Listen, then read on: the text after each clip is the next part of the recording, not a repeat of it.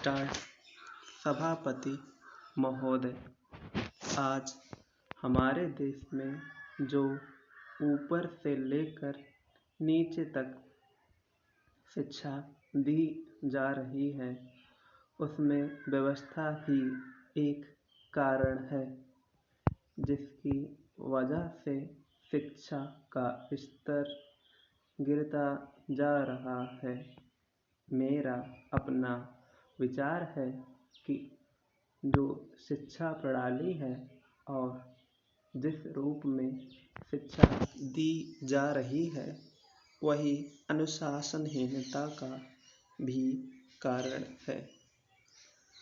अपने देश और प्रदेश में हर एक की अपनी अपनी भाषा है और वह बालक जो इस देश में पैदा हुआ है, जो अपनी मातृभाषा की गोद में पला है, उसको यदि अपनी मातृभाषा में ही शिक्षा दी जाए तो मेरा विचार है कि शिक्षा का स्तर ठीक हो सकता है।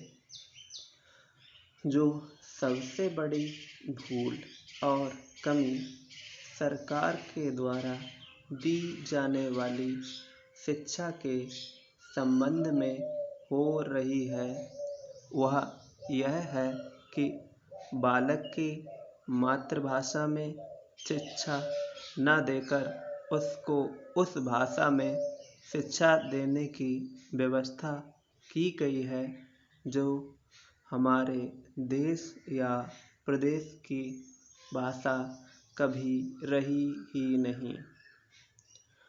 मेरा अभिप्राय विदेशी भाषा अंग्रेजी से है।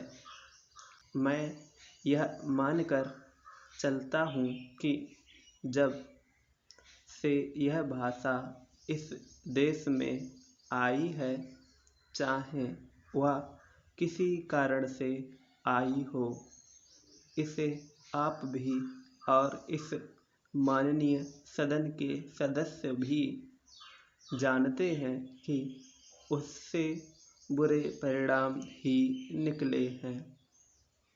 कोई भलाई नहीं हुई है।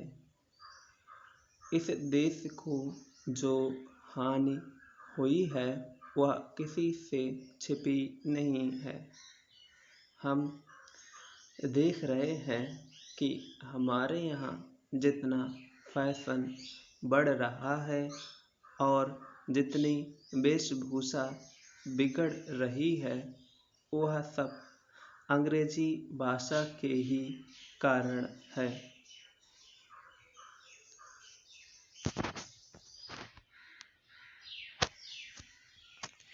जिस समय यहाँ पर अंग्रेजों का राज्य था, प्रायः यह देखने को मिलता था कि वे लोग जो विशेष करके किसी न किसी तरह से सरकारी पक्ष के ही होते थे, अंग्रेजों से मिलने के लिए जाते समय अंग्रेजी वेशभूषा का ही प्रयोग करते थे।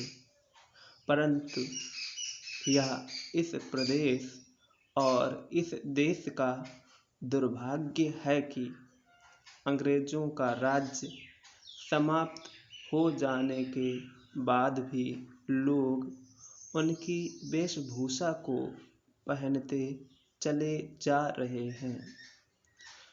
इससे जो प्रभाव हमारे देश के फैशन पर पड़ा, उससे लाभ के बजाय हानि ही हुई है और हो भी रही है।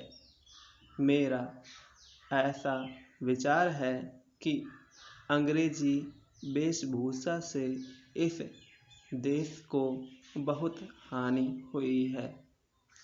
भारत की गौरवपूर्ण सभ्यता और संस्कृति के संरक्षण पर पर्याप्त ध्यान देने की आवश्यकता है।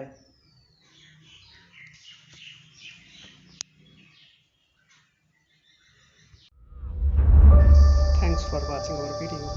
Please like, comment and share.